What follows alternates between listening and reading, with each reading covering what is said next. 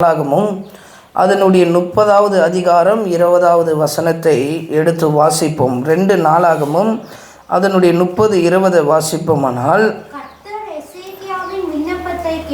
கர்த்தர் எசேக்கியாவின் விண்ணப்பத்தை கேட்டு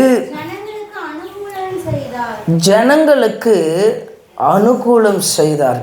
ஒரு விண்ணப்பத்தை நம்ம ஏறெடுக்கும் போது கர்த்தர் அந்த ஜனங்களுக்காக அனுகூலம் செய்தது போல நம்மளுடைய வாழ்க்கையிலும் சரி, கர்த்தருடைய இந்த கனமுள்ள ஊழியத்திலையும் சரி, நாம் விண்ணப்பத்தை செலுத்தும் போது கர்த்தர் அந்த ஜனங்களுக்கு அனுகூலம் செய்வார்.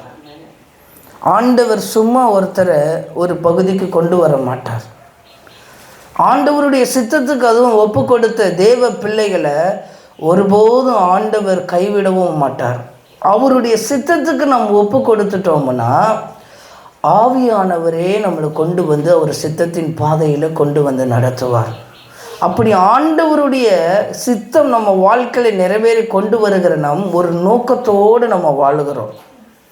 ஒரு பர்பஸ் இல்லாமல் நம்ம வாழ்கிறது கிடையாது. அது தேவனுடைய ஊழியத்தினுடைய அபிஷேகம் நம்ம மேலே வைக்கப்பட்டிருக்கிற நம்ம ஒரு நோக்கத்தோடு தான் நம்ம ஓடுறோம். நோக்கம் இல்லாமல் ஆண்டவர் நம்மளை ஓட வைக்க மாட்டார். உங்கள் மேலே நோக்கமும் உங்கள் மேலே திட்டமும் இல்லைன்னா கர்த்தர் உங்களை அதே ஸ்டாக்னண்ட்டான ஒரு நிலைமையில், தேக்க நிலைமையில் உங்களை உட்கார வச்சிருவார். அதுவே உங்கள் வாழ்க்கையில் போதுமானதாக இருக்கும். ஆனால் ஆண்டவருடைய நோக்கம் நம்ம மேலே இருக்கிறதுனால, கர்த்தருடைய திட்டம் உங்கள் வாழ்க்கையிலும் நம்ம வாழ்க்கையில் காணப்படுறதுனால ஜனங்களுக்காக ஆண்டவர் நம்மளை தெரிந்து வைத்திருக்கிறார். ஆமென். கர்த்தர் நல்லவர். நம்மளுடைய சுயத்துக்காக ஆண்டவர் நம்மளை விண்ணப்பம் செய்ய வைக்க மாட்டார். ஆண்டவர் எப்படி விண்ணப்பத்தை செய்ய வைக்கிறாருன்னா, ஜனங்களுக்காக பாரப்படுகிற ஒரு இருதயம், ஜனங்களுக்காக ஜெபிக்கிற ஒரு இருதயம்.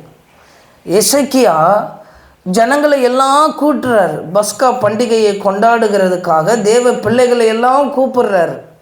இப்போ வந்த தேவ பிள்ளைங்க, ஒரு சில பிள்ளைகள் என்ன செய்கிறாங்கன்னா, தேவ ஜனங்கள் என்ன செய்கிறாங்கன்னா, பரிசுத்தம் இல்லாமல் பஸ்காவில் சுடப்பட்ட காரியங்களை எடுத்து சாப்பிட்டுடுறாங்க.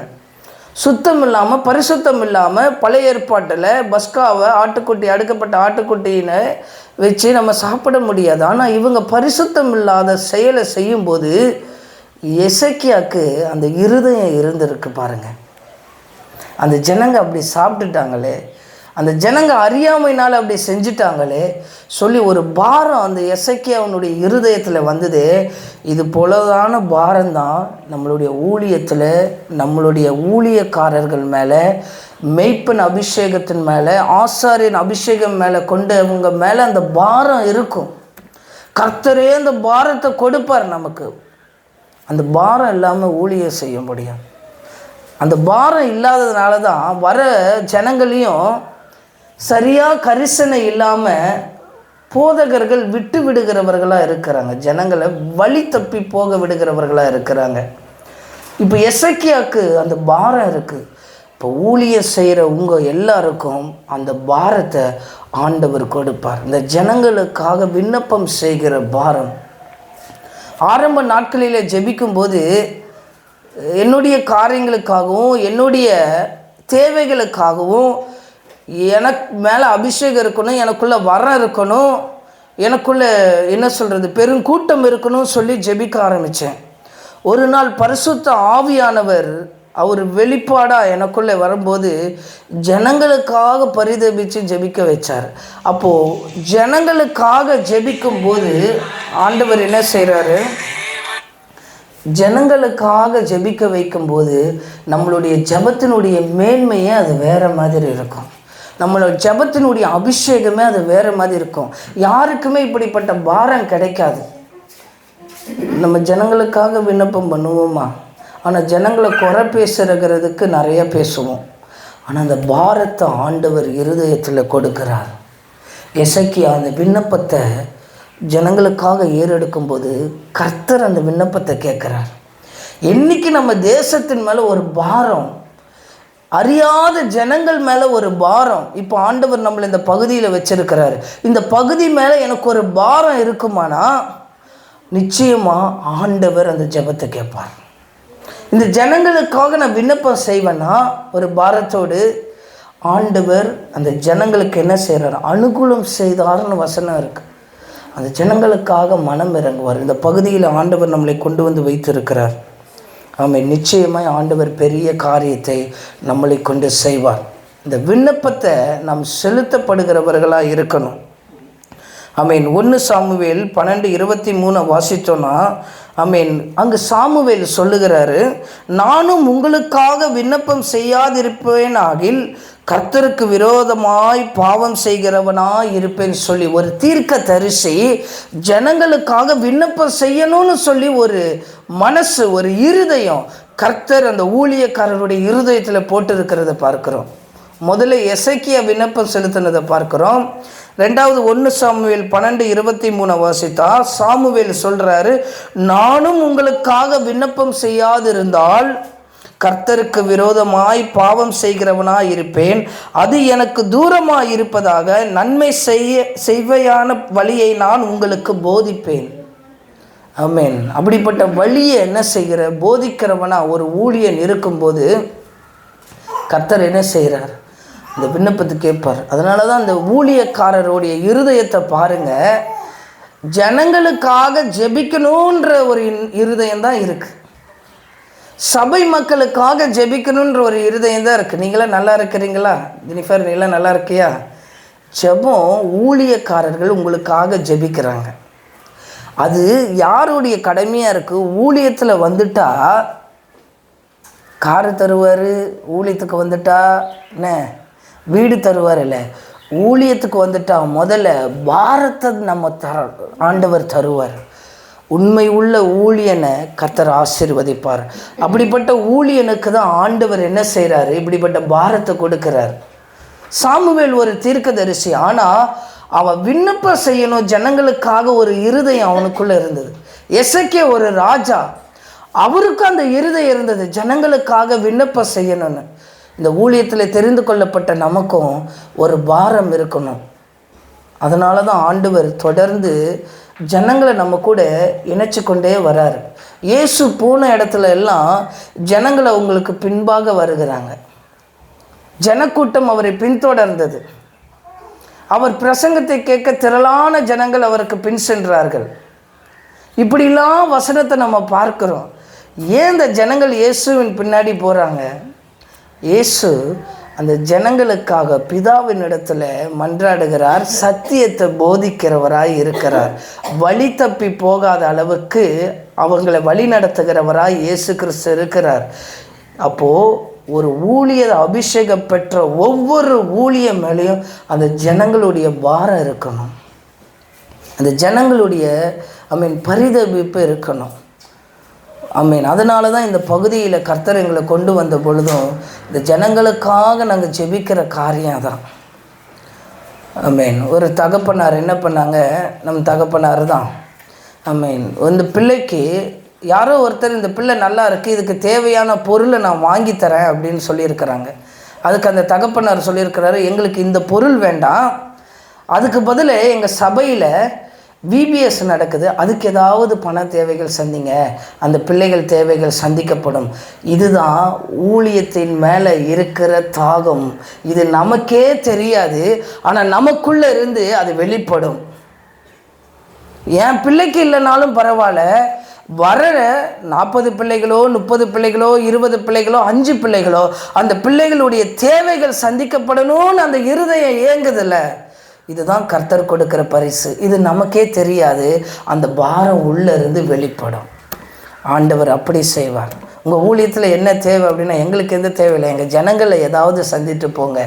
இதுதான் ஆண்டவர் கொடுக்கிற பாரம். உன் ஊழியத்தில் என்ன வேணும்னா, எனக்கு கார் பார்க்கிங் வேணும், இடம் வேணும், ஒரு இடம் வாங்கி கொடுங்க. அது இல்லை, ஜனங்கள் மேலே கரிசனையும் விண்ணப்பம் செலுத்துகிற ஒரு இருதயமும் ஒரு பாரமும் ஒரு ஊழியனாகிய ஒரு தலைவனாய் ஆண்டவர் ஏற்படுத்தி இருக்கிற ஒரு மெய்ப்பன் இடத்துலையும் சரி, ஒரு தீர்க்கதரிசி இடத்துலையும் சரி, அவன் இடத்துல இல்லை என்றால் அவன் சரியான ஊழியன் கிடையாது. அவனுக்கு கரிசனை இல்லைனாலே அவன் ஊழியன் கிடையாது. ஒரு நாள் ஜெபித்துட்டு இருக்கும்போது ஆண்டவர் சொன்னார், இவ்வளோ ஜெபித்தியே, உன் ஜனம் கொடுத்த ஜனங்களுக்காக ஜெபித்தியான்னு ஆண்டவர் என்னை கேள்வி கேட்டார். ஆத்துமாக்களை தாரும் சொல்லி ஆரம்பத்தில் நான் ஜெபித்துட்டு இருக்கும்போது ஆண்டவர் கேட்டார், கொடுத்த 4 பேருக்காக ஜெபம் பண்ணியா? கொடுத்த 7 பேருக்காக ஜெபம் பண்ணியா? 7 பேருக்கு உன்னால் ஜெபிக்க முடியலன்னா 7000 பேர், 700 பேர், 7 லட்சம் பேர் உன்னை நம்பி எப்படி ஆண்டவர் தர முடியும்? எப்படி நம்மளை நம்பி தர முடியும்? என்னை நம்பி எப்படி தருவார்? 7 பேருக்கே ஜெபிக்க முடியல, 7000 பேர் என்னால் மேய்க்க முடியுமா? பாரம் இருக்குமா? இருக்காது. அந்த கரிசனையை கர்த்தரோடு கூட நடக்கிற பிள்ளைகளுக்கு உள்ளே இருந்து ஆண்டவர் வெளிப்படுத்துவார். அந்த விண்ணப்பத்தின் ஆவியை நமக்குள்ள ஆண்டவர் தரணும். அதனால தான் பெர்கவன் செய்ய பாடுறார், விண்ணப்பத்தின் ஆவியை எனக்கு தந்தருளும் சொல்லி. ஜெபம் வேற, விண்ணப்பம் வேற. ஜெப ஆவி வேற. ஆனால் விண்ணப்பன்றது மற்றவர்களுக்காக முறையிடப்படுகிறதா இருக்கிறது. தானியேல் ஜெபிக்கிறார் ஒரு இடத்துல. வாசிக்க வேணாம், நான் சொல்கிறேன். இப்படி நான் சொல்லி ஜெபம் பண்ணி என் பாவத்தை, என் ஜனமாகிய இஸ்ரவேலின் பாவத்தை அறிக்கையிட்டு என் தேவனுடைய பரிசுத்த பர்வதத்துக்காக என் விண்ணப்பத்தை தேவனாகிய கர்த்தருக்கு முன்பாக செலுத்தி கொண்டிருந்தேன். தானியேல் 9:20 வாசித்தோன்னா, தானியேல் விண்ணப்பத்தை செலுத்திக்கிட்டு இருக்கிறாராம். ஒரு ஜெபிக்கிற மனுஷன், அந்த மனுஷனுடைய இருதயத்தில் விண்ணப்பம் ஆவியை கூட்டுறார். ஒரு ராஜாவுடைய இருதய எசேக்கியா அவனுடைய இருதயத்திலும் விண்ணப்ப ஆவி கிரியை செய்கிறது ஜனங்களுக்காக. ஒரு சாமுவேல் தீர்க்கதரிசியினுடைய இருதயத்திலையும் அது ஊற்றப்படுது.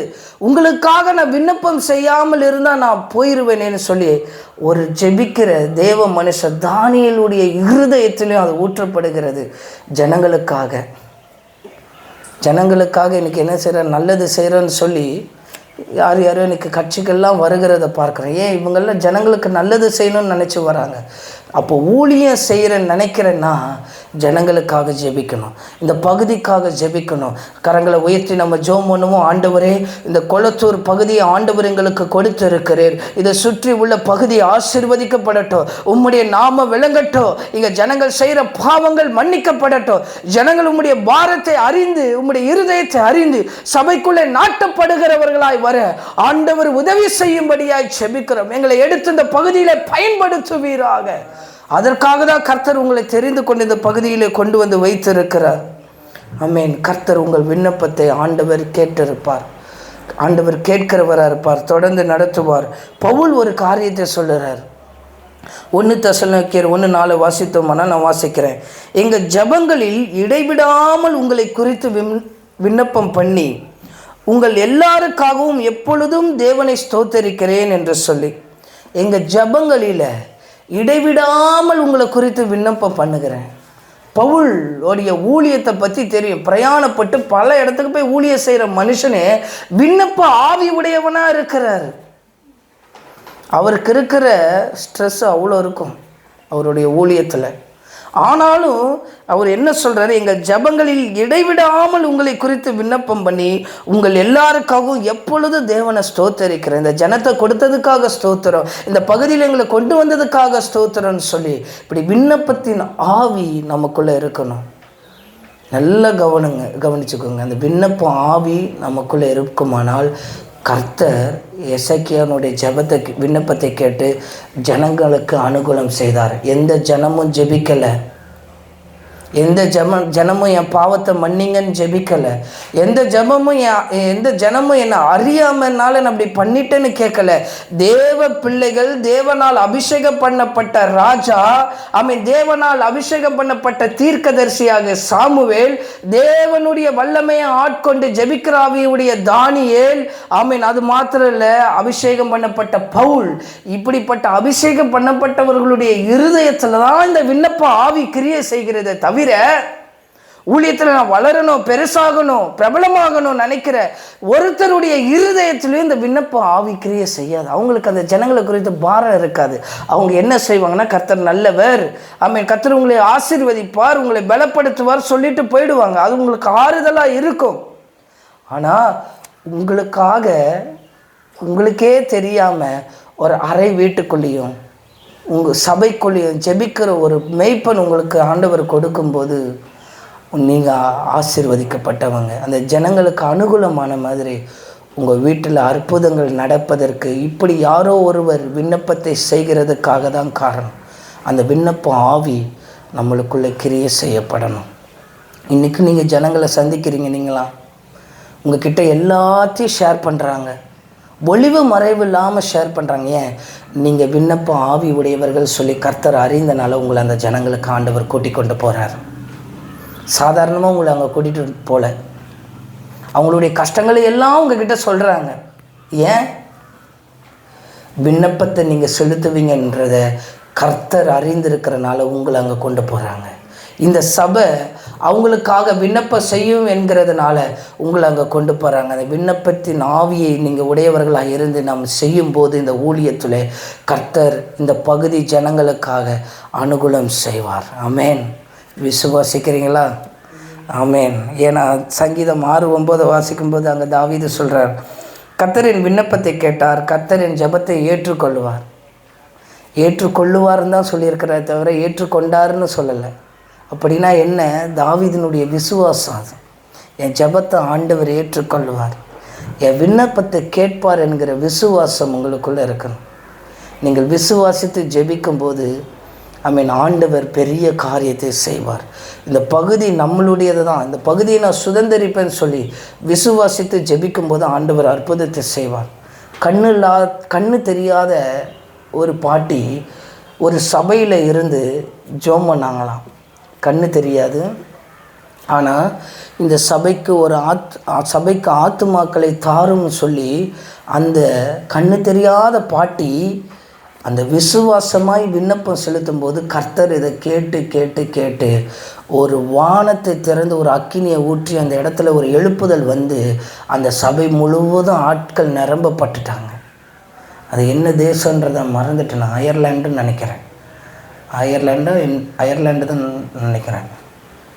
அந்த சபை முழுவதும் ஜனங்கள் நிரம்பப்பட்டுட்டாங்க, நிரம்பி வழிகிறாங்க ஜனங்க. ஒரு கண்ணு தெரியாத ஒரு பாட்டியினுடைய ஜெபத்தினுடைய அசைவு, விசுவாசம் உள்ள அந்த ஜெபம், அந்த விண்ணப்ப ஆவி ஆண்டவர் ஜெபிக்கிறவர்களை அதிகமாக விசேஷித்தமாக ஆண்டவர் நடத்துவார். ஆனால் விண்ணப்பம் செய்கிறவர்களை சற்று ஆண்டவருடைய கண்ணு கூர்மையாக பார்க்கும். ஒரு தலைமை என்னை பார்க்கணுன்றதுக்காக இவன் என்னென்னமோ செய்வான்.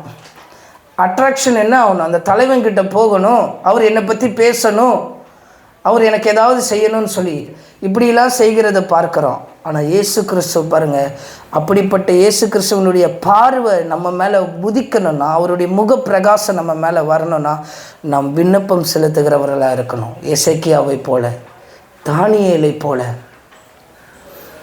சாமுவேலை போல, பவுலை போல ஜனங்களுக்காக விண்ணப்பம் செய்கிறவர்களை நாம் இருப்போமானால் ஆண்டவர் மாற்றுவார். நம்ம தானியேலை போல மாற முடியாது, சாமுவேலை போல தீர்க்கதரிசி ஆக முடியாது. ரெக்ஸி தான், ஜான்சன் தான், ஜெனிஃபர் தான்.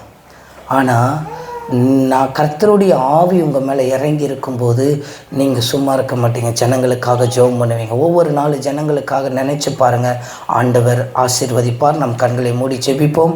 ஆண்டவருடைய சமூகத்திலே கர்த்தர் பெரிய காரியத்தை